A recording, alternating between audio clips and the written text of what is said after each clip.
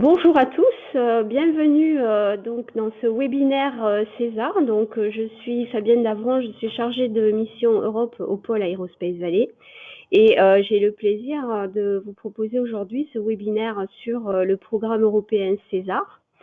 Donc en quelques mots sur l'agenda et la logistique. Donc nous aurons donc plusieurs présentations aujourd'hui. Tout d'abord, la présentation de Thilo Schoenfeld sur les appels à projets européens dans le domaine du transport. Donc Thilo, c'est aussi mon collègue au pôle Aerospace Valley puisqu'il est chargé de mission internationale au pôle, mais il occupe aussi la fonction de point de contact national pour le transport pour la France. Et donc c'est à ce titre qu'il nous présentera donc une vue d'ensemble sur les différents appels à projets. Puis ensuite, on a le plaisir d'avoir parmi nous Monsieur Patrick Souchu qui nous présentera le programme César 3 qui est vraiment le cœur d'information que vous attendez tous dans ce webinaire. Puis nous avons le plaisir d'accueillir aussi Stéphane Bascobert qui est le patron de la société InnovaTM et qui nous présentera son retour d'expérience sur un projet européen qu'il a coordonné dans le programme César, le projet Tinder. Et je terminerai ce webinaire en vous présentant l'accompagnement sur l'Europe et les financements européens que nous fournissons au pôle pour nos adhérents. Nous aurons à l'issue de tout ça une session questions-réponses de 15 minutes. Donc, ce que je vous invite à faire, puisque donc les micros sont uniquement dédiés aux orateurs de ce webinaire, c'est à poser vos questions par écrit dans l'espace chat ou questions qui se trouve en bas à droite de votre écran. Et nous administrerons ces questions en fin de webinaire. Donc, vous pouvez les poser au fil de l'eau en essayant de les contextualiser quand même, parce que quand on se retrouve à la fin du webinaire, on est parfois un peu perdu si on n'a plus le contexte. Et sachez également que ce webinaire, est enregistré, que vous aurez droit à un replay et que vous aurez droit aussi à recevoir, bien sûr, les différentes présentations qui auront été faites. Voilà. Bien, écoutez, maintenant, j'en ai terminé pour cette introduction rapide et je vais laisser la parole donc à Thilo pour une présentation des différents appels à projets européens qui concernent le transport aéronautique, bien sûr. Merci Fabienne. Donc je partage mon écran. Vous voyez mon écran? C'est bon Thilo, on voit ton écran. C'est bon, ça marche. Merci Fabienne. Donc en effet, bonjour à toutes et tous. Mon nom est Thilo Schoenfeld. Une bonne partie des participants de ce matin me connaissent. Je suis toujours au pôle Aerospace Valley. Mais actuellement aussi à une mise à disposition au MISRI à hauteur de 40%, tout comme mon collègue Jean-Marc Saccardi, qui joue également le rôle donc, du PCN Transport en ouverture, on va dire, du programme Horizon Europe. Avec les organisateurs, nous avons décidé de consacrer 10 minutes au début de ce webinaire de ce matin au programme, puisqu'il est quand même, mine de rien, relativement nouveau, avec un démarrage officiel de mémoire vers la mi-mai, et déjà une première vague d'appel à projet. Le programme Horizon Europe succède donc au Horizon 2020. Il a démarré en 2021 et avec une durée jusqu'en 2027, qui se structure entre guillemets tout simplement une seule planche que vous voyez à l'écran, avec au milieu le programme qui nous intéresse principalement et qui prend à peu près 60% du budget total du programme Horizon Europe. Et au milieu, vous voyez le pilier 2, le pilote 2, avec plusieurs clusters qui contiennent donc les appels à projets qui nous intéressent principalement aujourd'hui. N'empêche, vous voyez également dans le pilier 1 à gauche, par exemple, les actions Marie Curie. À droite, dans le pilier 3, également des thématiques qui potentiellement pourraient vous intéresser dans le domaine du transport d'une manière générale et dans l'aviation plus particulièrement. Et ici, je n'en parle pas des actions liées à la défense, affichées à gauche ou plutôt vers le nucléaire à droite.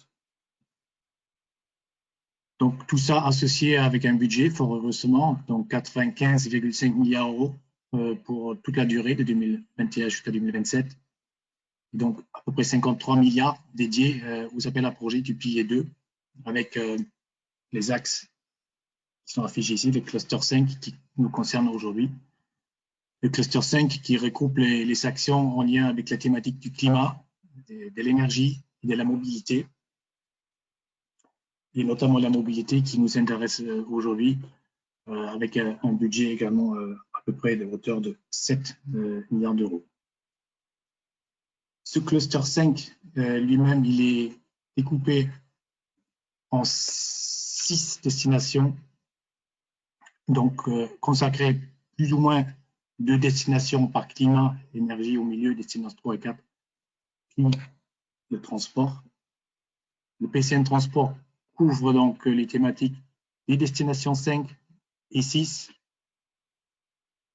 Il y a l'aviation et le transport multimodal aujourd'hui, mais j'insiste un peu aussi sur le fait que le PCN Transport couvre également les transports terrestres, et notamment maritimes et fluviales, et en partie les activités concernant les appels à projets en lien avec les énergies et notamment les batteries. Vous voyez en bas le budget qui est associé aux appels à projets des 2 destinations à droite, transport, à peu près ensemble 1 milliard d'euros pour les appels 2021-2022. Alors maintenant, plus spécifiquement concernant l'aviation, vous voyez en haut de la planche les objectifs. L'objectif général, en gros, c'est comme des mots-clés qu'on voit souvent aujourd'hui, maintenant dans les réseaux sociaux, dans les médias, d'une manière générale. Donc, il s'agit de faire la recherche, mener la recherche, financer la recherche qui mène vers une aviation décarbonée, mais pas uniquement. Donc, la réduction de bruit également, la production, le démantèlement, donc en gros, une économie circulaire. Mais également, et j'insiste un peu là-dessus, pour tous ceux qui souhaitent monter un projet, proposer un sujet à l'Europe, et bien insister sur le fait qu'un des objectifs de la Commission européenne, c'est bien de maintenir la position de l'Europe en tant que leader global de l'industrie aéronautique, et d'une manière générale pour toute l'industrie où l'Europe joue un rôle de leader. N'hésitez pas non plus d'évoquer dans vos propositions les relocalisations, etc. Alors, concernant l'aviation, l'aéronautique, l'aviation de manière générale, le programme Horizon Europe se décline grosso modo en 3 axes. Donc, le programme classique, entre guillemets, Horizon Europe, qui fait donc suite à Horizon 2020, avec des projets collaboratifs de recherche et d'innovation, avec un TRL relativement faible, voire très faible, entre 1 et 4. Donc, c'est plutôt les technos, la recherche fondamentale et surtout pré-concurrentielle. Après, nous allons également, et je parle dans le futur parce que pour l'instant, il n'est pas officiellement lancé, mais le programme Clean Innovation qui succédera donc à Clean Sky et qui aura le plus gros du budget disponible pour la recherche en matière aéronautique, et pas aviation, mais aéronautique, avec notamment un financement pour les projets avec un TRL un peu plus élevé. Bon, la planche indique 4 à 6, mais je dirais que ça peut aller même plus loin jusqu'à 7. Et donc, le sujet IATM, c'est ça 3 sur la gestion du trafic aérien. On parlera tout à l'heure plus dans les détails, Patrick. Alors maintenant, pour l'aviation, l'impact attendu, qui est répété dans les programmes de travail. Les mots-clés qui sont listés sur cette planche, je ne vais pas tout lire, mais vous avez en gras un peu les objectifs principaux. Donc, les gains disruptifs. Donc, il est important pour la Commission européenne de proposer des sujets disruptifs à l'horizon avec des aéronefs qui, en théorie, devaient voler à l'horizon 2035, avec un objectif d'une réduction de 30% de la réduction de la consommation du carburant, les technos de rupture. Il est important aussi pour la Commission, mais aussi pour la population, de réduire la pollution atmosphérique locale et les bruits local au sens autour des aéroports, au sol. Forcément, l'impact climatique et autres que les CO2, ça c'est toujours dans les objectifs de la Commission. Le leadership de l'industrie aéronautique européenne, j'en ai parlé. Et ce qui est un peu nouveau aussi, que les passagers, donc nous, les passagers, les personnes, rentrent un peu plus dans le focus des projets que la Commission souhaite financer, aussi suite à la situation actuelle avec les pandémies, etc., cybersécurité, etc. Donc, il y a pas mal de financement aussi pour ce type de projet. Alors, je disais en l'intro, dès juin 2021, donc cette année avant l'été, il y avait déjà des appels à projets qui étaient ouverts et qui sont désormais clos, donc on va pas trop perdre du temps à les expliquer, qui sont affichés ici en clair. Et par contre, le 2 décembre prochain, il y aura à nouveau un appel à projet qui va ouvrir avec une date limite pour le 26 avril l'année prochaine, avec 3 sujets que je vais détailler rapidement puisque le temps qui avance. 3 sujets qui sont affichés donc en 3 planches qui vont offrir le 2 décembre prochain. La commission est assez explicite, donc il s'agit des projets de recherche et innovation avec un budget total alloué à ces projets de 20 000 € et explicitement mentionné dans le programme de travail que la commission compte financer 5 projets. Donc un calcul simple donne à peu près 4 millions d'euros par projet, avec un TRL relativement faible en fin de projet. Donc c'est une fois de plus la recherche assez fondamentale. Ce qui est important ici, c'est de bien interpréter et lire le programme de travail. Et surtout, j'ai souligné ici to at least one of the following, c'est-à-dire la commission attend que vous vous adressez au moins un, ce qui est un peu évident, mais idéalement au moins 2 de ces sujets qui sont affichés là. Donc une fois de plus, des projets qui visent à réduire la pollution autour des aéroports, notamment, les opérations au sol, et d'une manière générale, et donc réduire non seulement donc la pollution, mais aussi tout ce qui est lié au bruit, silent aircraft operations. Un deuxième sujet qui va ouvrir donc le 2 décembre prochain, listé ici avec plusieurs boulettes, à nouveau 5 projets financés avec un budget similaire autour de 4 millions par projet en moyenne. Là aussi, au moins un des sujets, donc je vous conseille de plutôt adresser moins de 2. Avec des mots-clés qui sont soulignés ici dans les 5 ou 6 boulettes, donc des business models, des nouveaux business models, une fois de plus, concernant l'impact environnemental du transport aérien, l'impact aussi sur les passagers, les services, des technologies aussi, une fois de plus, concernant des menaces globaux comme la cybersécurité ou le Covid actuel. Et tout ça aussi, si possible, en lien avec des synergies avec d'autres secteurs, notamment l'espace ou la défense.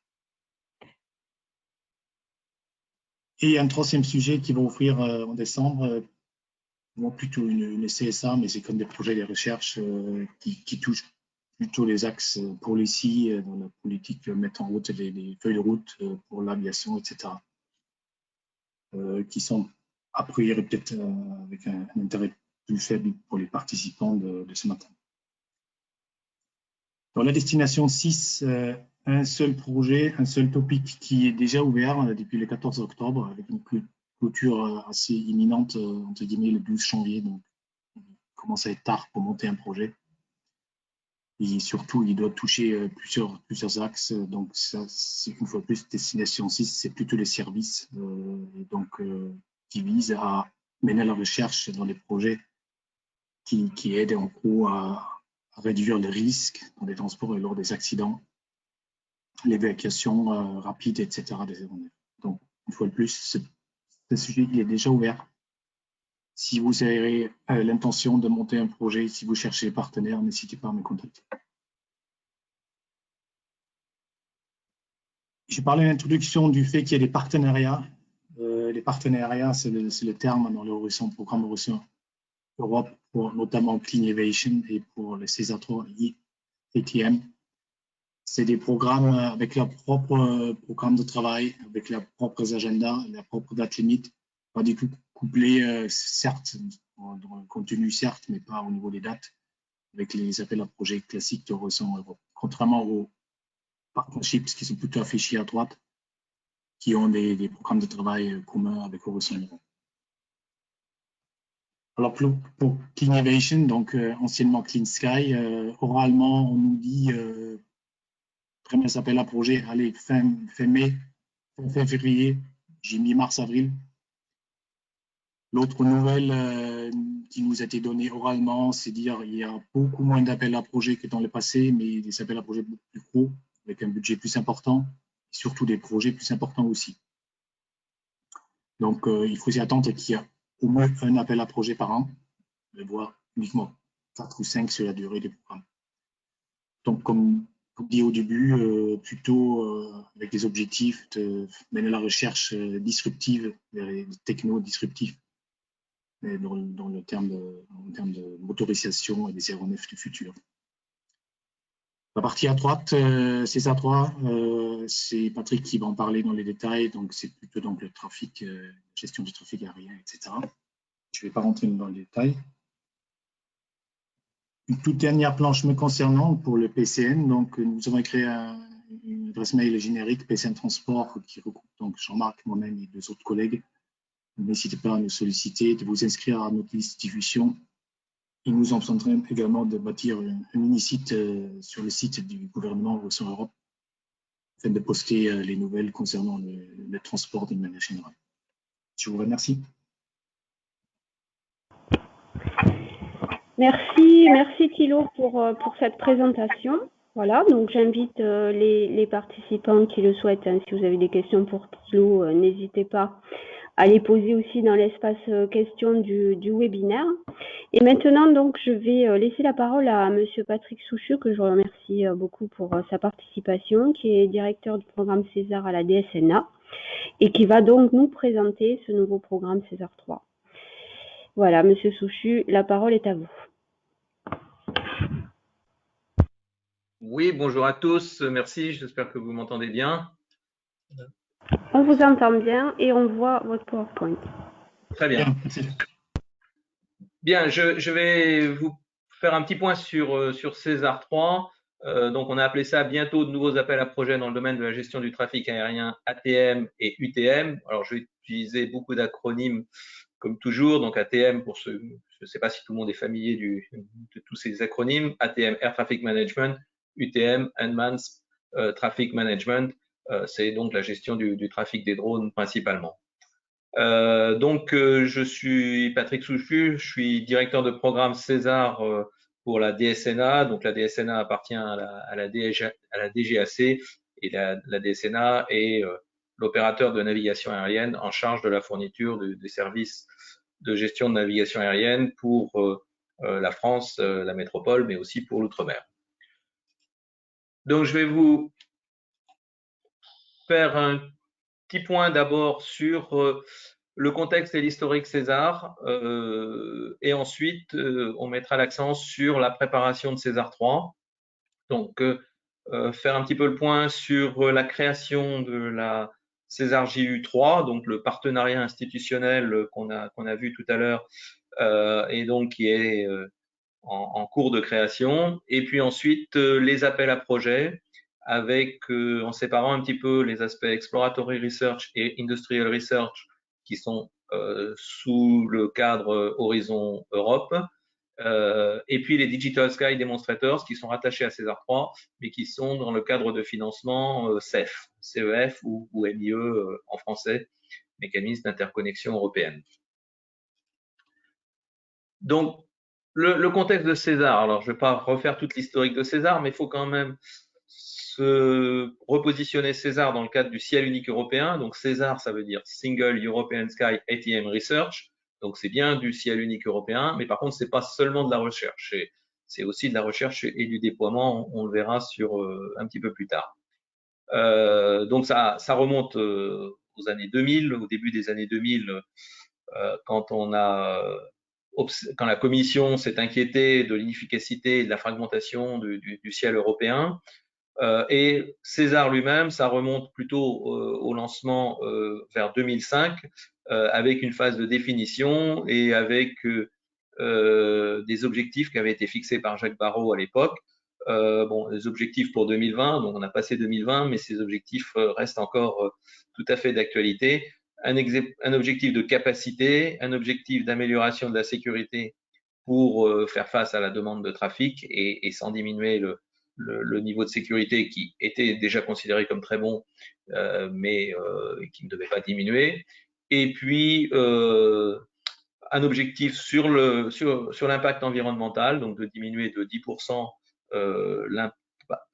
l'impact environnemental lié à la gestion du trafic aérien. Donc ça, c'était déjà un objectif à l'époque et c'est sans doute un objectif qui devient aujourd'hui primordial.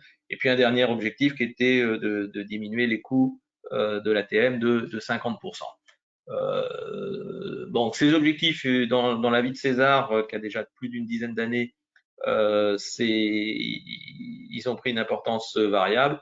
La capacité a été un des grands objectifs des années 2015 pré-Covid, et l'environnement est devenu l'objectif principal. L'objectif coût était peut-être un des objectifs forts du début. Tout ça, ça évolue. Mais globalement, on a ces objectifs. César, comme je disais, c'est pas seulement de la recherche, même si ça veut dire ATM Research, mais c'est pas seulement de la recherche. C'est en fait 3 phases.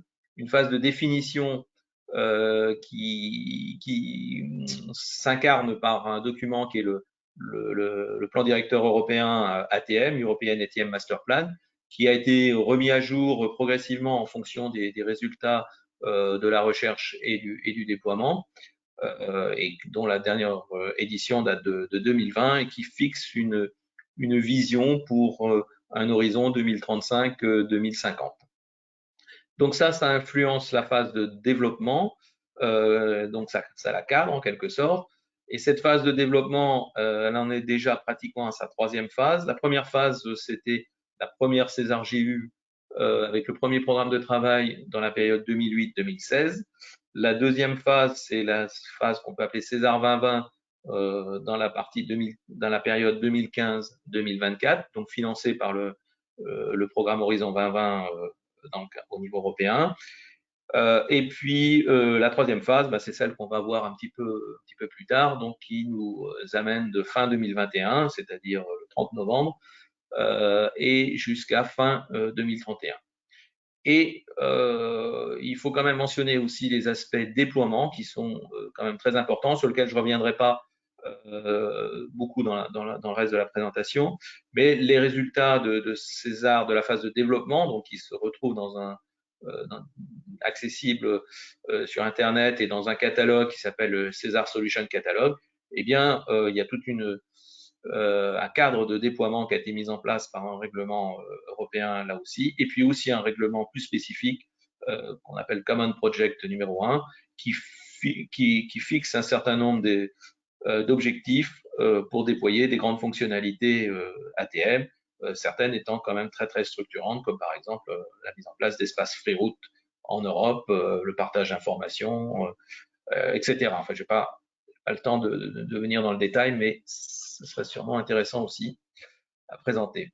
César 2020, donc la phase actuelle, c'est géré par une JU déjà, donc le César JU, qui avait été créé initialement par un règlement de 2007 et qui a été étendu dans le cadre du financement Horizon 2020 par un autre règlement en 2014 et qui a vu donc un renouvellement de son membership puisqu'il s'agit d'un partenariat. Déjà, dans César 2020, on a un petit peu les grandes structures de projets que l'on va retrouver par la suite. Une structure des projets plus amont des types explorateur et research, qui visent jusqu'à des TRL 3 à peu près.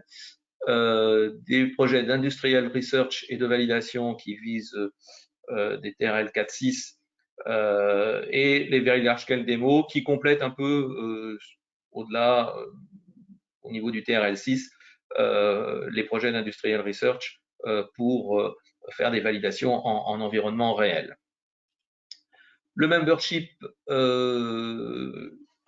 il donc a évolué un petit peu entre César 1 et César 2020. On voit sur cette planche les membres de César 2020 et les new sont ceux qui sont arrivés entre César 1 et César 2020. On a les principaux ANSP européens, donc entre autres la DSNA, mais aussi les ANSP, enfin les fournisseurs de services navigation aérienne allemands, espagnols, italiens, britanniques, etc. On a des industriels bord comme Airbus ou Dassault, et on a des industriels sol comme Frequentis, Leonardo, Thales, Indra, et puis des aéroports, le groupement SEAC, et évidemment Eurocontrol et la Commission européenne qui sont des membres fondateurs de cette JIV.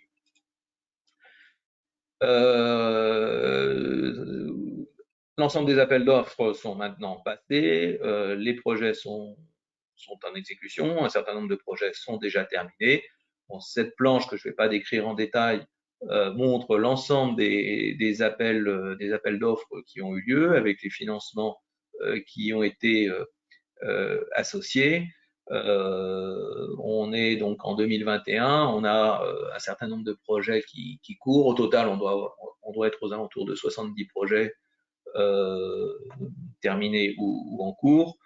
Et tout ça se termine, alors fin 2022, il y a des extensions qui ont été obtenues jusqu'à mi-2023 pour certains projets. Mais en gros, mi-2023, tout sera terminé d'un point de vue technique. Évidemment, il y aura une suite administrative. Le point peut-être sur lequel il faut mettre l'accent, c'est que ces appels d'offres étaient pour leur majorité et pour la plus grosse part des financements de type restreint. Donc, c'était le cas pour tout ce qui était Industrial Research et Very Large Scale Demonstration, hein, les VL, ce qu'on voit écrit comme VLD Restricted. Donc, des appels d'offres restreints aux membres que j'ai cités sur la planche précédente, et quand même aussi des appels d'offres ouverts, donc Exploratory Research et VLD, donc des appels d'offres ouverts à tout partenaire intéressé. Donc, ça, c'est l'état de la situation César 2020 actuellement. Si on regarde ce qui se présente pour César 3, donc César 3, c'est un partenariat institutionnel comme Clean Aviation qu'on a vu précédemment, créé sur la base du règlement qui s'appelle le Single Basic Act. Et donc dans ce règlement, on a certains objectifs, quelques objectifs généraux qui ont été listés. Après, il y a des objectifs plus spécifiques, mais je ne vais pas rentrer dans le détail. J'ai voulu garder ces objectifs. Alors, j'ai gardé la version anglaise parce qu'on n'a pas encore la version traduite du Single Basic Act, mais en mettant en gras quelques points qui me paraissent forts. Donc, rendre l'espace et la gestion ATM plus résiliente et plus adaptable aux fluctuations du trafic, donc fluctuations un petit peu dans les deux sens, hein, c'est-à-dire qu'on a eu des périodes de très forte croissance entre 2015 et 2019 où on a eu du mal à s'adapter à la demande, et puis on a eu aussi une période très difficile en 2020 et 2021, et avec une remontée de trafic qui est assez difficile à prévoir en fonction de l'évolution de la situation Covid. Deuxième point, c'est un marché de services ATM pour gérer l'aviation classique pilotée et l'aviation non pilotée, donc tout ce qui est drone, donc pour soutenir la croissance économique de l'Union. Et dernier point très important, faire du ciel unique européen l'espace le plus efficace aussi d'un point de vue environnemental dans le monde. Donc le critère environnemental qui est très très fort dans les objectifs généraux. Le membership, il est en cours de constitution. Donc on aura dans le Single Basic Act, on a bien identifié évidemment l'Union européenne comme membre fondateur, Eurocontrol. Donc les deux ont chacun 25% des voix en quelque sorte, et donc ont un poids très très fort dans le partenariat. Un nombre de membres fondateurs plus important que dans le cadre de César 2020, avec listé à l'annexe 3 de ce Single Basic Act, actuellement 55 entités légales qui ont été identifiées, donc c'est nettement plus que dans le cadre de César 2020, ce qui va peut-être poser des problèmes de gouvernance, mais en tout cas, la volonté de la Commission a été d'ouvrir un peu plus ce partenariat. Donc ces 55 entités légales restent à confirmer par une lettre d'engagement. Donc la DSNA évidemment fait partie de ces 55 entités légales, et on a un certain nombre d'autres entités françaises qui sont dedans, y compris l'ENAC, l'ONERA, Airbus évidemment, Thales, Aéroport de Paris, etc. On aura aussi la possibilité, pour ceux qui font pas encore partie des membres fondateurs, mais qui voudraient être membres, de rentrer comme associated members à la suite d'un futur call à expression d'intérêt qui sera lancé une fois que la JU sera complètement constituée et qui seront sélectionnés après un accord du governing board de la César JU3. Donc, on aura donc un nombre de membres encore plus important. Donc, ce partenariat, où est-ce qu'on en est, un peu le déroulé des actions qui sont en cours. Les membres fondateurs et quelques autres qui ne font pas partie des 55 parce qu'ils sont soit britanniques, soit suisses, et donc qui n'ont pas encore tout ce qu'il faut pour être considérés comme participants au programme Horizon Europe. Donc ces membres, une soixantaine d'entre eux ont signé un partnership agreement en octobre 2021. On est dans la phase, on a donc eu l'adoption du Single Basic Act la semaine dernière par le Conseil européen, et donc il sera en vigueur à sa date de publication, c'est-à-dire c'est annoncé le 30 novembre de cette année. Donc, suite à ça, la lettre de commitment qui validera la participation comme membre est assignée avant le 13 décembre 2021, ce qui permettra au premier governing board de se réunir le lendemain et donc de pouvoir lancer vraiment le fonctionnement de cette JU3, puisque dans la période intermédiaire entre le 30 novembre et le 14 décembre, on est un petit peu dans un flou. On aura un multi-annual work plan et un annual work plan qui seront approuvés en février 2022. Alors, pas au premier governing board parce qu'il faut mettre en place un groupe de représentation des États et ça va prendre un petit peu de temps. Et c'est uniquement lorsqu'on aura ces documents-là approuvés qu'on pourra avoir le lancement des premiers appels d'offres. On mettra en place un membership agreement entre les membres qui remplacera le partnership agreement en début d'année 2022. Et donc, ça nous amènera à pouvoir avoir des appels d'offres, alors au moins ceux d'Exploratory Research et d'Industrial Research, puisque eux sont lancés par la GU3 avec une délégation des fonds Horizon Europe, sachant qu'on a déjà des Digital Sky Demonstrators qui sont eux financés par des fonds CEF ou MIE en français, lancé donc par l'agence CNEA, mais qui sera ensuite suivi par la César GU3. Je vais y revenir un petit peu après parce que ce montage est un peu complexe.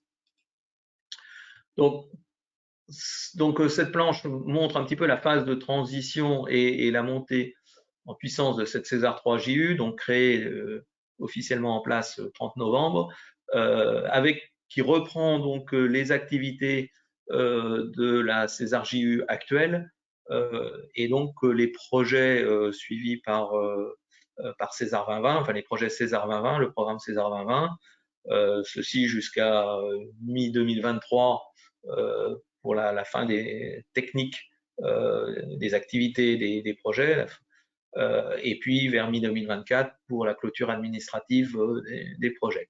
En parallèle, le programme de travail de César 3 va se mettre en place progressivement et on a déjà ces Digital Sky calls qui ont été lancés donc en septembre de cette année par CNEA. Le plan de travail, il est un petit peu similaire à celui qu'on avait dans César 2020. On retrouve ces notions d'exploratory research pour des TRL 0 à 2, d'industrial research and validation pour les TRL 3 à 6, et puis on voit apparaître cette notion de Digital Sky Demonstrators qui est censé couvrir des TRL un peu plus hauts, 7 à 8, et produire vraiment des pré-implémentations, adresser complètement les problématiques d'industrialisation, de standardisation, de réglementation et de démarrage d'un véritable marché et d'un véritable déploiement généralisé. Donc ça, c'est un petit peu nouveau par rapport à César 2020 et ça avait été mis en évidence par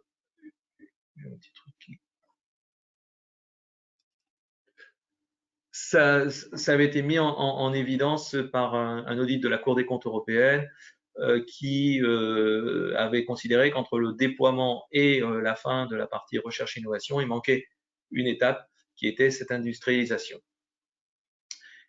Et donc, ce programme de travail, il est décrit dans un document qui avait été établi en 2020, qui s'appelle le Digital European Sky, le SRIA.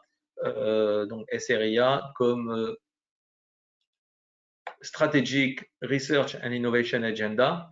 Et donc, ce document qui présente l'ensemble des thèmes d'activité, et les décrit avec un certain niveau de détail. Il a été élaboré de façon collaborative entre la César JU et puis les membres de César 2020. Et il comporte un certain nombre de grands thèmes, donc je vais lister rapidement. Donc, Connected and Automated ATM, Air Ground Integration and Autonomy, Capacity on Demand and Dynamic Airspace, U-Space and Urban Air Mobility, donc la problématique des drones en particulier, la virtualisation et le partage de données, donc un sujet qui est un sujet fort du ciel unique européen et de son évolution SES2+, multimodalité et expérience passager, l'Aviation Green Deal, donc un thème très fort, l'Artificial Intelligence et des aspects civils-militaires, interopérabilité civile-militaire, qui sont donc considérés comme des thèmes transverses, mais qui vont faire l'objet quand même d'appels d'offres. Ce programme, donc ces grands axes thématiques sont repris donc dans un document qui s'appelle le Multi-Annual Work Plan, qui aujourd'hui est encore un draft qui n'est pas approuvé, mais qui est quasi finalisé, et qui décompose ces différents thèmes qui alloue ces différents thèmes aux différents appels d'offres qui sont envisagés. Donc je ne vais pas rentrer dans le détail, mais il fixe un peu les montants de financement alloués à chacun des thèmes. Et bon, si on prend par exemple, juste pour prendre un exemple, l'Aviation Green Deal, donc on aura un Work Area 2 qui sera qui fera l'objet de projets de type Industrial Research dans le cadre qui est décrit dans le cadre du MAWP, mais on a aussi ce thème qu'on retrouve sur les Digital Sky Demonstrators, et on verra tout à l'heure que c'est un des thèmes à l'appel d'offres qui est en cours actuellement. Le planning de ces appels à projets, donc il est aujourd'hui défini de cette façon-là dans le MAWP. Donc, les appels à projets seront lancés, alors dans le MAWP, c'est marqué début 2022, mais plus probablement vers le mois de mars 2022, avec un premier appel d'offres Exploratory Research qui aura un montant de financement de 23,75 millions d'euros. Puis, en parallèle, un appel d'offres Industrial Research de 171 millions d'euros. Et a déjà été lancé le premier rappel d'offres Digital Sky Demonstrator avec 60 millions d'euros de financement. Donc, c'est des projets qui, en gros, ont 3 ans d'exécution, durent 3 ans donc, une fois que la proposition est accordée. Et que dire d'autre? Oui, très important, ce sont des projets qui seront tous en appel d'offres ouvert. Alors, au moins au début, peut-être qu'après, ça peut se refermer un petit peu, mais au moins au début, la commission était très très claire que ce sont des appels d'offres ouverts, donc non restreints aux membres, ce qui permet évidemment à tout le monde d'y participer et à différents types de consortiums de se monter. Donc, comme je le disais, on a un premier call qui est sorti, donc qui est un peu particulier puisque il a été lancé par l'agence CINEA, donc pas par la JU3, mais il s'inscrit bien dans le programme de travail que j'avais montré tout à l'heure, autour de la phase industrialisation. Il sera suivi techniquement par la César JU3, qui participera normalement même à l'évaluation des différentes propositions qui seront fournies. Ces propositions sont à fournir pour le 19 janvier, hein, donc c'est très bientôt. Donc 2 thèmes ont été retenus pour ce premier call, le U-Space and Urban Air Mobility, donc mettre en place des démonstrateurs pour la mise en œuvre des premiers services de gestion de l'espace drone et de la mobilité urbaine. Un deuxième thème sur l'Aviation Green Deal avec tout un tas de sujets qui ont été décrits dans le document qui décrit le call, vol en formation, trajectoire 4D, les approches green, les atterrissages de type GBAS 4243, le time-based operation, etc. Je ne vais peut-être pas tout lister, mais il y a beaucoup de sujets. Probablement que tous les sujets ne seront pas adressés au niveau des propositions, mais c'est quand même quelque chose d'assez large. La durée des projets, ce sera 36 mois. Le budget total, c'est 60 millions d'euros avec un cadrage, une limite à 7 millions d'euros par projet de type DSD U-Space et 15 millions d'euros par projet de type Aviation Green Deal. C'est des projets de type CINEA, donc la liste des projets est à présenter aux États. Donc pour la France, c'est la DGAC dans sa partie régalienne, la Direction des Transports Aériens, qui met le tampon pour dire que c'est bon et qui a besoin d'avoir une liste de ces projets, une description pour début janvier. Et donc, comme je disais, les réponses sont à fournir pour le 19 janvier. Le deuxième thème qui sera abordé l'année prochaine, un call donc 2022, enfin les 2 thèmes qui seront abordés, ce sera un thème autour de l'automatisation avec peut-être des sujets un petit peu proches de ce qu'on a vu dans le green sur la trajectoire et sur l'intégration air-sol. Mais donc un thème autour de l'automatisation et puis un thème autour des virtual centers, et de ce qu'on appelle les DATM, Data Service Provider, c'est-à-dire une logique qui constitue à séparer la fourniture de services de données de la fourniture du service de contrôle aérien lui-même. Le budget total est prévu à 111 millions d'euros. Bon, il reste à confirmer avec 15 millions d'euros de limite par projet sur le thème automatisation et 30 millions d'euros par projet sur le thème Virtual Center et ADSP. Donc voilà, résumer un peu la situation des appels à projets de César 3. Je pense qu'on prend les questions un petit peu à la fin, donc je vais passer la main au présentateur suivant. Merci beaucoup, Monsieur Souchu. Oui, on fera un petit point questions après la présentation de Monsieur Bascobert. Voilà, à qui je vais passer la parole pour nous présenter son expérience sur César, à la coordination du projet Tinder.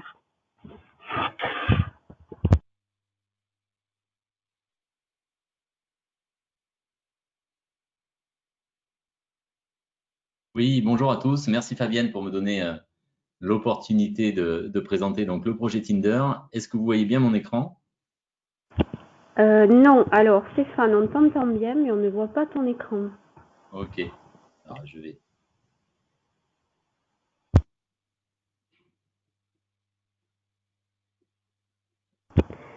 Ça marche, on voit l'écran. Est-ce que là, c'est mieux Oui, en format c'est présentation? parfait. Parfait. En full screen, c'est parfait, merci. Merci à vous.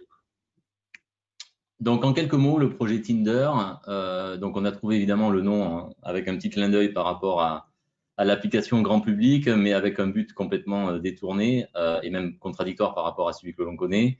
Donc, Tinder, ça veut dire Tactical Instrumental Deconfliction and In-Flight Resolution. Donc, l'ambition, c'est de s'inscrire en fait dans l'initiative de César de supporter l'émergence de ce nouveau mode de transport que sera demain les drones taxis en particulier, et même plus largement l'utilisation des drones en milieu urbain. Donc le projet Tinder, c'est une réponse que l'on a fournie dans le cadre du projet, de l'appel à projet César 2 dans la thématique des Very Large Scale Demonstrators. Donc on adresse en fait des TRL assez élevés, et l'objectif étant de faire des démonstrations dans des environnements réels des différentes solutions et concepts implémentés au cours de ce projet. Donc pour Tinder, nous, on a décidé de faire 2 fois 2 sessions de démonstration donc, en environnement réel. Les 2 sessions qui vont se dérouler à la fois dans la région bordelaise et dans la région de Toulouse. Tinder, c'est un projet qui a démarré en 2021 et qui va s'achever en fin 2022, et dont le budget global a été alloué à 4 millions d'euros et qui représente environ un peu plus de 3,2 millions de fonds financés par César. Donc Tinder, c'est un projet d'un consortium composé de 11 différentes sociétés et dont l'origine est la société InnovaTM, et InnovaTM pilote et coordonne le projet tout au long des 2 ans. Elle intègre donc différentes compagnies qui viennent à la fois des compagnies françaises, mais également d'Espagne, d'Italie et du Royaume-Uni. Elle agrège à la fois des PME, donc comme InnovaTM, des grands groupes industriels, des pôles de compétitivité comme Aerospace Valley, et évidemment des organismes de recherche et développement et des universités pour toute la partie académique, on va dire. Alors l'objectif de Tinder, en fait, ça a été et c'est toujours d'adresser globalement en fait tout le spectre des questions qui sont menées à être résolues par Tinder, à la fois en termes de concept d'opération, mais aussi et surtout en termes de nouveaux systèmes innovants pour intégrer, qui vont être intégrés et qui vont être validés lors des VLD pour tout ce qui est management de tout ce qui est la détection des drones, des conflits entre les drones et leur résolution. L'objectif étant évidemment de lever un verrou technologique et fonctionnel permettant de faciliter l'intégration des drones dans des espaces qui ne sont pas forcément ségrégés, et donc qui vont forcément avoir également de l'aviation habitée qui va devoir cohabiter avec l'usage de ces drones. Donc voilà un peu l'ambition et les objectifs du projet Tinder tel que nous l'avons imaginé en 2019 lorsqu'on a commencé à réfléchir. Et en termes de retour d'expérience, de différents enseignements qu'on a eu sur ce montage de projet, donc j'ai voulu être assez pragmatique et vous donner sans ordre de priorité un petit peu les grandes thématiques qu'on a eu à aborder, les grandes complexités qu'on a dû à résoudre, les problèmes qu'on a dû résoudre également. La première phase évidemment à laquelle on s'est attelé, ça a été de réfléchir, de faire des workshops d'idéation en interne d'InnovaTM pour trouver le sujet, évidemment, qui allait supporter notre proposition. On s'est donné, je pense, 2 objectifs majeurs. Le premier étant, évidemment, de s'inscrire dans la continuité de tout ce qui avait déjà été fait dans César 1 sur la partie USpace ou UTM au sens large. Donc, on a évidemment beaucoup lu et essayé d'appréhender en fait ce qui était attendu en termes de nouveautés et d'innovations sur la roadmap que pouvait avoir à l'esprit César sur cette thématique-là. Et le deuxième objectif qu'on s'est donné, c'était d'avoir, on savait qu'on allait être confronté à des gros consortiums menés par des grands industriels associés à des grandes ANSP, aviation civile. Et donc, il fallait qu'on adresse vraiment une niche à la fois fonctionnelle et système, qui allait permettre d'être un petit peu disruptif par rapport à les autres propositions qui seraient faites, de manière à maximiser évidemment nos chances de remporter ce tender. Et donc voilà, avec ces deux objectifs, on a travaillé pendant plus de 3 mois en boucle en interne d'InnovaTM pour trouver le sujet qui permettrait de susciter le maximum d'intérêt côté Commission européenne et César et le plus d'intérêt technologique, fonctionnel pour les experts qui allaient auditer notre projet. Donc c'est une phase qu'il faut clairement pas négliger, c'est celle-ci qui nous a été le plus long en termes d'efforts et qui a nécessité le plus d'itérations pour aboutir à quelque chose de finalisé. Ensuite, on a évidemment souhaité très rapidement, pendant cette phase d'idéation, teaser en fait le sujet auprès de la commission, enfin de César en particulier, et essayer de promouvoir bien avant la sortie de notre proposition, ne serait-ce que les concepts associés à cette phase d'idéation, à ce projet. Et ça, c'est aussi un élément clé qui a permis, je crois, le gain de ce projet.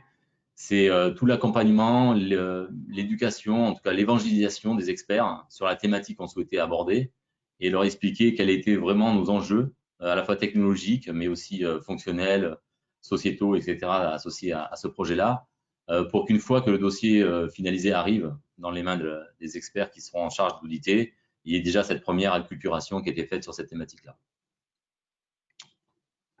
Ensuite, on a évidemment cherché à s'associer. Donc, l'idée était de monter un consortium. On a très largement diffusé la concept note, qui était la source, enfin plutôt le résultat de la phase d'idéation, à la fois notre réseau de gens d'InnovaTM, mais également auprès de, par exemple, typiquement d'Aerospace Valley, pour essayer de voir en fait si ça a suscité un intérêt, les marques d'intérêt des différentes compagnies. On a eu pas mal de retours positifs. On est très souvent frileux quand on a une idée un petit peu innovante d'exposer en fait cette idée à l'extérieur. Mais finalement, je pense que l'une des clés de réussite en fait, c'est justement de diffuser très largement cette information-là. La concept note, on est allé assez loin dans la concept note, elle a été très détaillée en termes technologiques et concept d'opération. Mais c'est pas grave, ça nous a permis justement d'avoir ce niveau de retour qui nous a permis ensuite d'identifier les bons candidats pour faire partie de ce consortium. Donc, pas hésiter à diffuser l'information et à solliciter les membres de votre réseau pour avoir justement le meilleur retour possible d'informations et trouver les bons partenaires. Ensuite, la difficulté également qu'on a eue, qui a été assez difficile à surmonter, ça a été le partage en fait des responsabilités des rôles au sein de ce consortium. Alors classiquement, on a exposé donc notre idée à tous les membres du consortium et ensuite on les a laissés réagir par rapport à cette idée. Et finalement, assez rapidement, on a changé de position et de paradigme en fait, où on a pour éviter justement d'avoir à convaincre les gens qu'il fallait quelle était leur meilleure position au sein du consortium. On a inversé le rôle et on a plutôt capturé en fait quel était leur centre de compétences, leur pôle d'excellence, on va dire. Et on a proposé nous-mêmes un workshare à chacun des partenaires plutôt qu'être en attente de comment ils se projetaient dans le projet. Donc ça, c'était un pivot qu'on a fait quand on a vu qu'au démarrage du montage du projet, c'était compliqué en fait à converger, tout simplement, en termes d'idées et de projection du workshare. On a préféré donc justement inverser les rôles et prendre le lead sur l'affectation en fait des différents work packages et rôles et responsabilités des différents partenaires. Et ça a permis effectivement de converger beaucoup plus rapidement que dans le premier schéma. Un des sujets aussi, parce qu'on a effectivement beaucoup souffert aussi quand vous menez un partenariat, un consortium avec 11 sociétés qui ont plusieurs intervenants, c'est très difficile d'un point de vue complètement pragmatique à organiser en termes de réunions d'avancement et de réunions de consolidation en fait de la proposition. Et c'était vraiment quelque chose de fastidieux et assez compliqué à organiser et à trouver finalement les bons créneaux tout simplement hein, pour mettre tout le monde autour de la table et discuter du sujet de manière complètement efficace. Ça a été très consommateur de temps et les meetings ont souvent pris énormément de temps. Mais malgré tout, on a réussi. Mais voilà, il faut imaginer, en fait, et en tout cas provisionner suffisamment de temps pour toutes ces réunions que l'on faisait de manière hebdomadaire de notre côté, pour faire avancer les choses et suivre la bonne progression dans le montage de la proposition technique qu'on a soumise à César. L'autre difficulté pour laquelle on a été assez, comment dire, assez étonné d'avoir, c'est que on est à la fois, donc on est un consortium de PME, de grands groupes et d'institutionnels, on va dire, d'académiques. Et le sujet, ça a été de trouver dans la proposition le bon niveau de détail, de description, en fait, en fonction des différents contributeurs, parce que on a évidemment eu des gens qui étaient habitués à produire, en fait, de la documentation, des spécifications, des concepts, d'autres qui étaient un petit peu moins habitués, et ça faisait beaucoup de différences, en fait, dans les contributions. Donc, il a fallu voilà, prendre notre bâton de pèlerin et essayer de convaincre chacun qui devait apporter un petit peu, moduler un peu leur contribution pour qu'on ait une proposition qui soit la plus homogène et compréhensible par les futurs auditeurs. Et donc, ça a été aussi un des écueils dans lequel on est tombé et qui nous a mobilisé fortement nos équipes pour justement avoir cette clarté dans le discours et dans la proposition qu'on a soumise à César. L'autre et avant-dernier point, c'est évidemment toute la discussion sur le montage financier et la rétribution de chacun des partenaires. Ça a été quelque chose de, c'est jamais facile de parler de ces sujets-là. En tout cas, c'est compliqué de faire comprendre à chacun des partenaires les risques et les enjeux pour chacun des autres partenaires et par conséquent les budgets associés. Donc ça a été quelque chose qui a été finalement abordé assez tardivement malheureusement dans le montage du dossier. Donc on était borné par la soumission, donc ça a été générateur de beaucoup de discussions, de frictions au sein du consortium pour aboutir finalement à un chiffrage qui permettait d'être sûr à peu près de rentrer dans le budget qui était potentiellement alloué à ce projet-là. Donc ça a été des discussions difficiles, assez houleuses en général et tardives. Donc si j'avais une leçon à retenir, c'est peut-être potentiellement une fois que les rôles sont bien identifiés et les responsabilités sont clarifiées pour tous, travailler assez rapidement sur l'aspect partage du budget et allocation des ressources financières par la suite.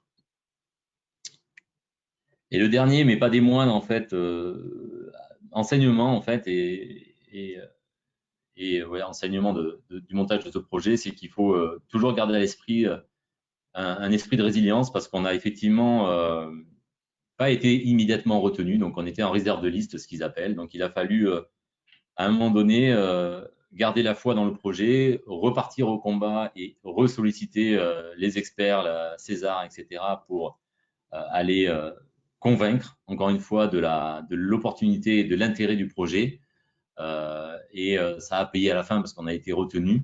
Même si on avait eu des bons écueils sur la notation technique et l'innovation et l'excellence de la solution technique, malgré tout, on savait que budgétairement, c'était dans une phase où, en pleine crise Covid, il y avait forcément des restrictions budgétaires côté César. Et donc, on pouvait ne pas être awardé pour ce projet-là. Donc, il a fallu voilà, revenir à la charge, garder la foi dans le projet, dans nos convictions et dans l'opportunité de présenter quelque chose qui était intéressant pour la César JU. Et donc, il ne faut pas baisser les bras à la au premier nom, ou au premier nom peut-être. Et c'est ce qui aussi a été un des enseignements sur le montage de ce projet. Donc voilà, j'ai essayé d'être assez pragmatique. J'espère que ça a répondu à certaines de vos questions. En tout cas, n'hésitez pas à poser des questions sur le chat et on y reviendra, je pense, juste après l'intervention de Fabienne. Merci à tous. Merci beaucoup Stéphane, merci, c'était très éducatif comme présentation, j'espère. Alors moi je salue particulièrement la réussite du projet Tinder et le fait qu'une société de la taille d'InnovaTM a réussi. C'est la preuve que c'est possible et j'espère que ça donnera envie aussi à de nombreux auditeurs qui sont aussi des patrons de petites entreprises de se lancer dans l'aventure. Alors je vais aller très vite pour la présentation sur l'accompagnement Europe d'Aerospace Valley car on est un petit peu en retard sur le planning prévu. Voilà, je veux juste vous rappeler rapidement que chez Aerospace Valley, on vous aide aussi sur ces financements européens. Alors on vous aide de plusieurs façons, donc on fait de la veille sur les appels à projets européens. Voilà, on fait aussi parfois une veille un peu plus accentuée dans la mesure où on décrypte des appels à projets européens et on va vous les envoyer de manière ciblée. C'est typiquement ce qu'on faisait jusqu'à présent sur le programme Clean Sky, à voir selon les nouvelles orientations si on restera sur ce modèle, mais en tout cas on a la capacité de faire ce travail pour vous.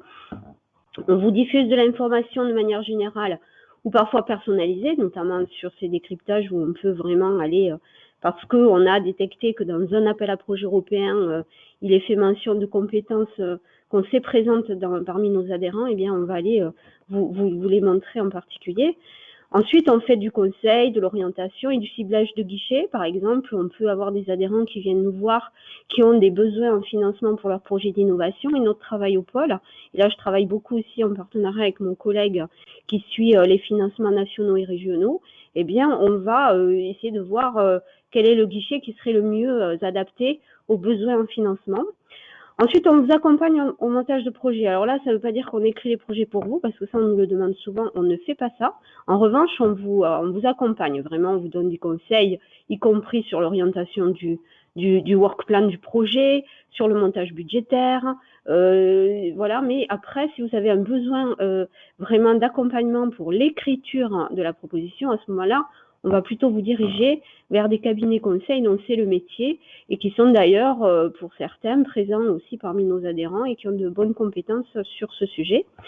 Ensuite, on aide à la recherche de partenaires, qu'ils soient nationaux ou européens, hein, ce qu'a d'ailleurs mentionné Stéphane dans sa présentation que nous avons fait d'ailleurs pour le projet Tinder. Voilà, donc on est aussi, nous, Pôle Aerospace Valley, on a beaucoup de relations avec l'étranger, avec des homologues pôle européen comme nous sur les filières aérospace et drones, où là, on peut aussi mobiliser ces gens-là pour qu'ils nous aident à vous trouver des partenaires.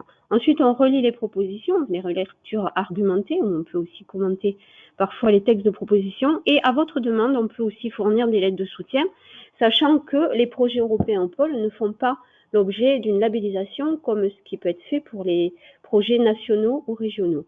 Néanmoins, on peut aussi fournir des lettres de soutien si vous le souhaitez pour vos propositions. Voilà, et j'ai juste une deuxième planche avec un focus sur la veille. Voilà, donc je voulais juste vous signaler. On a plusieurs moyens de vous informer, hein, notamment sur cette veille des financements européens. Alors tout d'abord, on a un réseau social que j'espère au moins certains d'entre vous connaissent, qui s'appelle Connect, qui est en quelque sorte le réseau social des adhérents du pôle Aerospace Valley. Et dans ce réseau Connect, eh bien, on a une communauté financement de projets. Et en ce qui me concerne, je poste pas mal d'infos sur ces appels à projets européens. Donc, dans cette communauté Connect.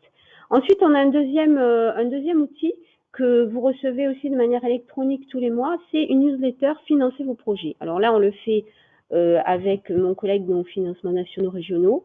On vous fait une petite sélection mensuelle des différents appels à projets qui peuvent vous intéresser, donc de manière très large, hein, pour le coup, ça concerne tous les adhérents, toutes les filières du pôle. Et là encore, je mets des encarts Europe pour essayer de faire le focus sur des choses qui peuvent vous intéresser.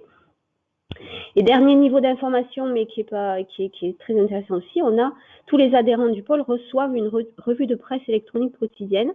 Donc, il y a une revue de presse, voilà, pour la veille sur l'état de l'art, sur les informations des filières. Et là encore, parfois, si j'ai des informations, appel à projet européen qui concernent le plus grand nombre, eh bien, vous pouvez retrouver ces informations sur l'espace actualité agenda. Voilà pour la partie accompagnement Europe. Donc maintenant, je vous propose de passer aux questions. Donc il y a des questions pour Monsieur Souchu et des questions pour Monsieur Bascobert. Voilà. Donc je vais commencer par les questions pour Monsieur Souchu. Voilà. Donc d'une part, est-ce que vous pourriez rappeler peut-être très rapidement les conditions d'éligibilité des appels à projets César? Donc, on est sur un modèle compliant avec Horizon Europe, c'est-à-dire qu'on est sur des projets collaboratifs obligatoirement, 3 entités de 3 pays membres. Est-ce que vous pouvez confirmer rapidement ces conditions d'éligibilité? Oui, ben, je crois que vous avez un peu résumé la situation. Donc, il y a, pour les projets qui sont de type Exploratory Research, Industrial Research, qui sont financés par Horizon Europe, on est sur les conditions générales de Horizon Europe, hein, donc ce que vous avez cité, les trois États membres, etc.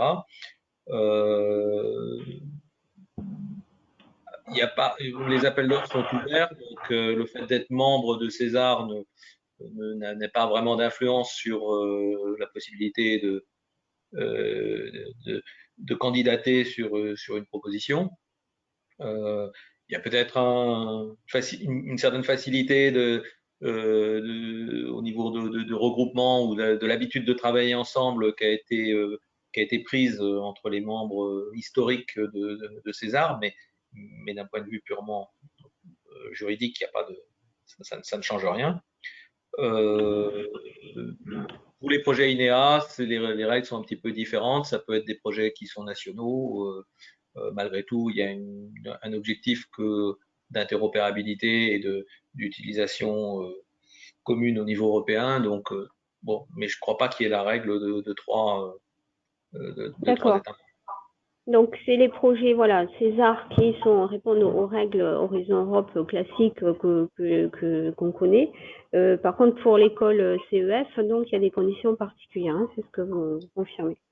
Alors, j'ai une deuxième question pour vous qui va concerner notre... Alors, peut-être tant qu'on est sur les appels à projets, je pense que c'est ce qui intéresse le plus nos auditeurs.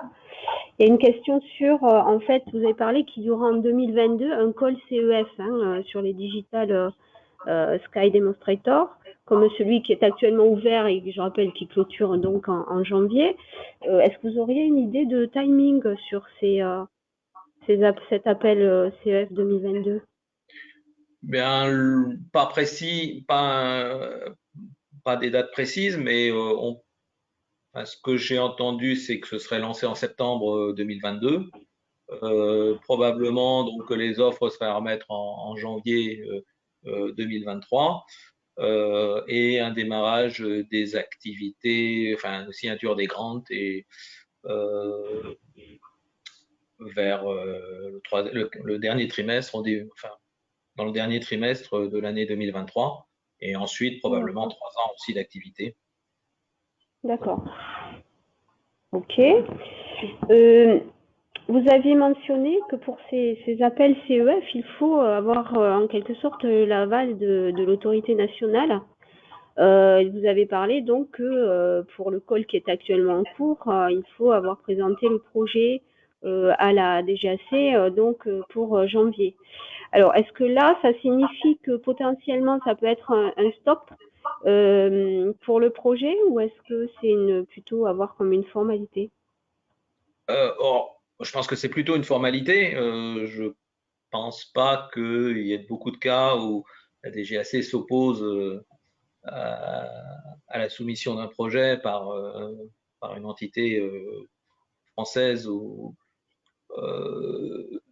bon, c'est une formalité. Enfin, c'est demandé dans le cadre de la soumission. Donc sur le portail, puisqu'on utilise maintenant aussi pour ces calls INEA le portail que vous avez présenté, Oui. Funding and Tenders de la commission. Donc ces projets sont sur le portail aussi. Et sur le portail, le coordinateur, pour soumettre le projet, a un certain nombre d'éléments à soumettre. Alors, dans le cadre de César, il n'y a pas tout à soumettre. Par exemple, les activités, les aspects CBA sont pas exigés, mais la lettre signée des États, les lettres signées des États, puisque c'est pas uniquement celui du coordinateur, c'est de l'ensemble des États qui recevront du financement par l'intermédiaire des sociétés qui y sont basées. Donc ces lettres-là sont à télécharger sous format PDF et signées. Alors s'il en manque une, je ne sais pas exactement si c'est rattrapable ou pas. Hein, mais ce que je sais, puisque bon, c'est des financements qu'on a utilisés déjà largement dans le passé sur des aspects déploiement pour financer des projets soit nationaux, soit des projets en consortium de déploiement. eh bien, c'est que à chaque fois, on avait ces lettres aussi qui étaient pas téléchargées sur le portail, mais qui devaient être fournies. Et bon, ça peut, la façon de le faire dans les différentes étapes peut être différente. Hein, Oui, c'est la les délais complexité. peuvent être différents, donc il faut être assez prudent pour ça. Donc, c'est-à-dire que dans la préparation des réponses sur les Digital Sky démonstrateurs actuels, on considère que, en gros, il faut que ce soit terminé avant Noël, que la proposition soit terminée avant Noël pour laisser le temps d'obtenir ces lettres.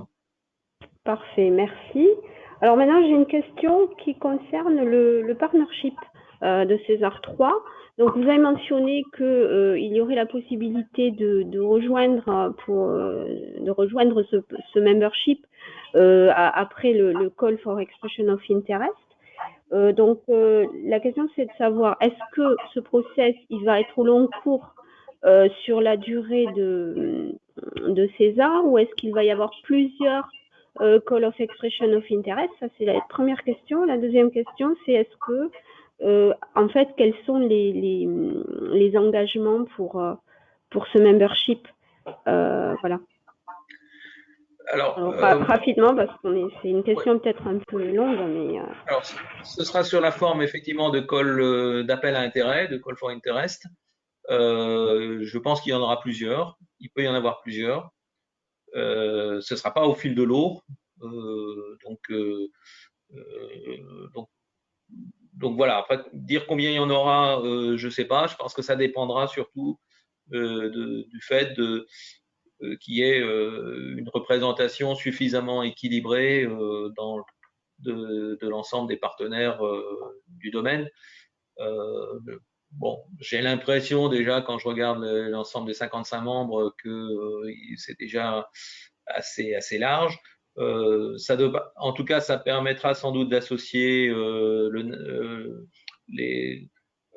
NATS, hein, donc qui est la NSP britannique, qui aujourd'hui, à la date de signature, ne peut pas être vraiment associé, mais qui prochainement devrait avoir tous les accords qui vont bien avec Horizon Europe pour pouvoir être associé. Et puis le cas des Suisses aussi a l'air un peu compliqué, mais les Suisses gardent, en particulier Skyguide, qui est la NSP suisse, garde en perspective de pouvoir rejoindre comme associate member le partenariat. Et en ce qui les concerne, aussi bien les Anglais que les Suisses, ça a tout à fait une justification, puisque le ciel unique européen sans l'espace anglais et sans l'espace suisse, c'est un peu limité. Oui, c'est un peu embêtant, effectivement. Alors, juste pour nos auditeurs, c'est une question qui se pose en fait pour tout le programme cadre aussi Horizon Europe, hein, puisque les tas d'associations de tous ces pays, donc Royaume-Uni et Suisse, historiquement, la Suisse était un pays associé au programme cadre européen, bien qu'un pays non européen. Ainsi que d'autres pays d'ailleurs, hein, la Norvège, pour la Turquie ou Israël. Bon, là, pour Horizon Europe, les choses se sont un peu complexifiées, on va dire, et donc le processus d'adhésion, d'association de ces pays n'est pas complètement finalisé. Hein, donc voilà. Écoutez, je crois que vous avez répondu aux questions. J'ai maintenant une question pour Monsieur Bascobert. En fait, en termes d'organisation interne dans la société InnovaTM, hein, puisque vous avez été le moteur, on va dire, de ce projet, est-ce que vous avez un rétexte, c'est-à-dire est-ce que vous avez nommé précisément une personne, un chef de projet? La deuxième question, c'est à combien vous estimeriez le temps passé au montage de ce projet Tinder, grosso modo, et ensuite, est-ce que vous avez bénéficié d'un support de consultant pour l'écriture du projet? Voilà, 3 questions en une pour Stéphane. D'accord. Alors sur la partie organisation alors il y a 2 phases. Il y a évidemment la phase du montage du dossier dans lequel on a désigné un responsable de l'offre qui devait coordonner effectivement avec les partenaires les discussions et les contributions, et qui s'appuie évidemment sur notre réseau d'experts fonctionnels et techniques pour fournir notre contribution à InnovaTM au sujet Tinder. Et en phase projet, évidemment, on a un chef de projet César dédié à ce projet à temps plein, qui assure à la fois la coordination en interne du consortium, mais surtout en externe vis-à-vis de la César JU. Comme tous les projets César, ça demande des efforts de coordination assez importants, de production de documentaires aussi importantes, de preuves bientôt sur la réalisation des différentes démonstrations et des enregistrements de données, etc. Donc, on est organisé évidemment comme un projet classique en interne avec donc un chef de projet pour l'extérieur et un product owner, ce qu'on appelle nous en agilité un product owner pour gérer les développements logiciels pour la phase projet qui a démarré donc début 2021. La deuxième question, ou la troisième, c'était sur est-ce qu'on avait fait appel à des consultants extérieurs. Alors non, on a tout fait en interne.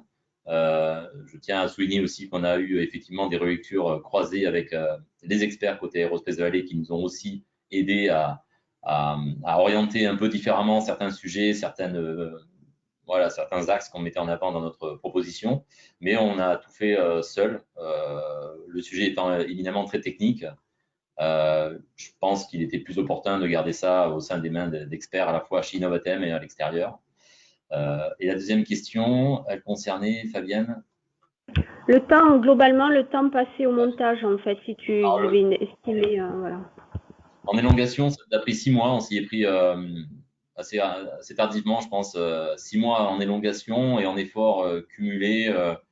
Je pense qu'on est en temps plein, on doit être à 4 TP, quoi. Sur 4 mois, 4 mois d'efforts pour fournir une proposition et assurer la coordination du projet. Ok, merci. Bah, écoute, je pense que ça répond bien aux questions. Je voulais en profiter pour dire à nos auditeurs que lorsqu'une société, dès lors qu'elle a moins de 3000 salariés, je crois pas me tromper, peut demander une aide BPI pour… alors, il faut coordonner un projet européen, il faut être coordinateur, mais dès que vous êtes une PME a fortiori, y compris une petite ETI, vous pouvez demander chez BPI France une aide pour faire appel à un consultant. C'est-à-dire que l'aide, elle va pas couvrir complètement le coût consultant, néanmoins, elle va couvrir jusqu'à 50% du coût consultant. Voilà, sous réserve bien sûr que la demande soit acceptée par BPI. Ça peut être aussi parfois un recours intéressant. Voilà, bah écoutez, je crois que nous arrivons au bout avec un petit quart d'heure toulousain de retard sur ce webinaire. Voilà, j'espère que qu'il vous aura intéressé. Je remercie encore une fois tous nos orateurs. Merci pour votre aimable contribution et vos intéressants outputs par rapport à ce programme César et aux projets qui peuvent se monter sous ce programme. Vous retrouverez bientôt donc le replay. Et les planches qui ont été présentées. Et bien entendu, nous restons à votre disposition pour toute question que vous pourriez avoir. Et je termine par un remerciement à l'équipe communication animation d'Aerospace Valley, toujours très efficace dans l'organisation de ces webinaires. Merci à tous, très bon appétit. Merci Fabienne. Au revoir. Merci, au revoir. Allez, au revoir.